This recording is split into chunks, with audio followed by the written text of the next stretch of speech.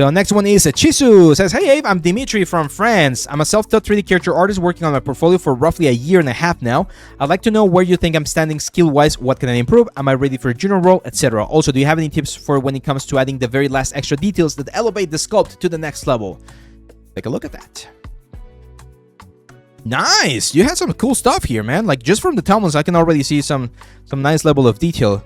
There's a little bit of a sexy stuff going on, so hopefully we don't get like banned or anything.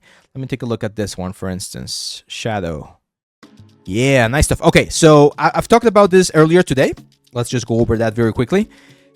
The one thing that we always need to think about is that little tertiary detail, right? So for instance, here, you already have some nice primary forms, some nice secondary forms. The one thing that we're missing is the tertiary forms. So for instance, on this like gold things right here, one of the things that we can do is, again, let's just add some trims, right?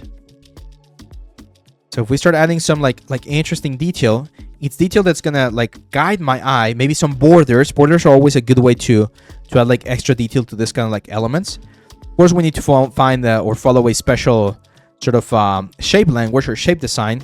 But those little elements, those are the details, and you can do this in texturing. You don't need to do this in sculpting, because this do not change the surface of the element. And then, for instance, if we set this to something like a burn or like a multiply, we can sort of like tone them down, and that way we add that extra detail without really pushing things too much.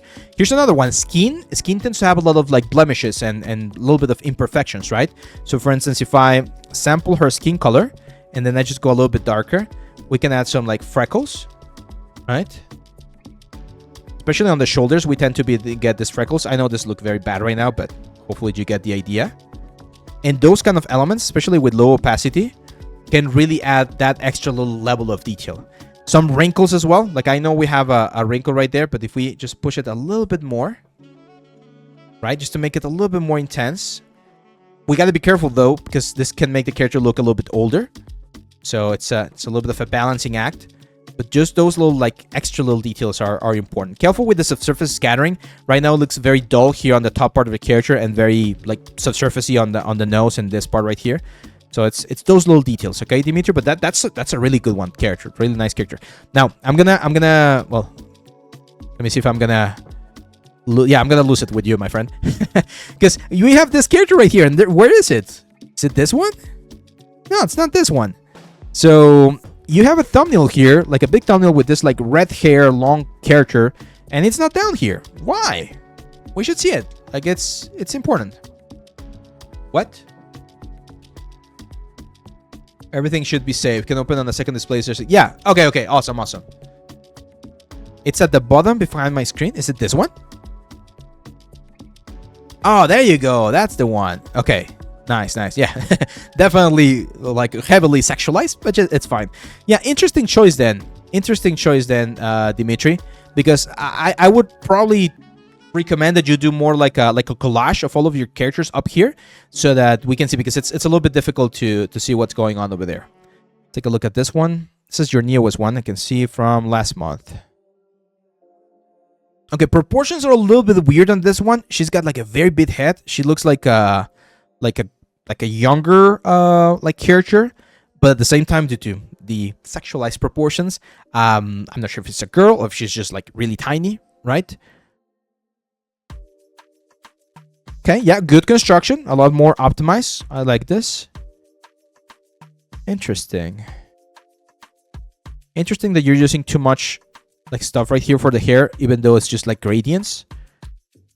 Yeah, so the proportions are a little bit weird, but maybe that's the concept. The execution is fine. The execution of the modeling and the rigs and everything, that's fine. On this one, what we're missing is a little bit of variation on the roughness, my friend. It's looking way too flat, and in terms of values, everything is on the same sort of like range of values. I've shown you this test before, and this is something that everyone should be doing.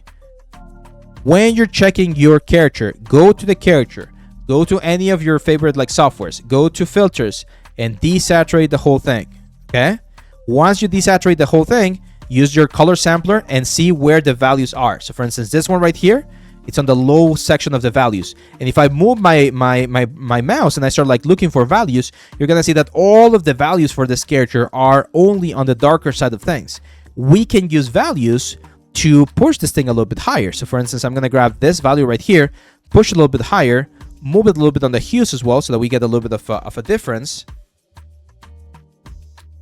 And we can paint a little bit of extra value here, for instance, on the pectorals, maybe here on the chest, maybe here on the deltoids. I'm going to use a little bit of a trick in just a second. But if we just start like incrementing or adding a little bit more values here, that's going to push the character forward, right? Like we're going to have more variation. So what I'm going to do here is I'm going to set this to something like color dodge. See that? See that big difference? Now the character is really popping. Of course, I'm not going to have it as intense, but just having something like that, right? Like we can really make it pop. So that's a very, very important thing that we need to do in terms of like color and values and textures. Make sure that we always are guiding the eyes of our audience to the important parts. Okay?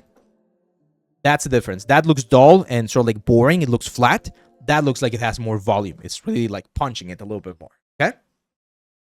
So this is pretty cool, man. And then you had this other one that was looking quite nice. Sorry.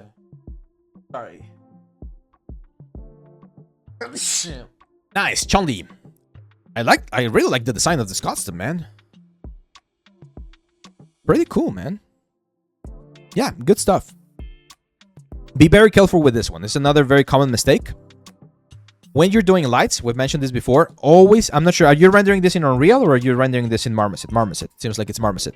Make sure to increase the size of the lights, okay? Because right now, you're having a very strong light here.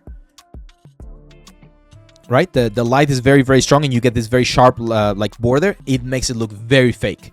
We need to make sure that even the rim lights are a little bit bigger on the size, my friend, so that you get like a softer effect, okay? And careful with this overexposure right here. It's a little bit too overexposed as well.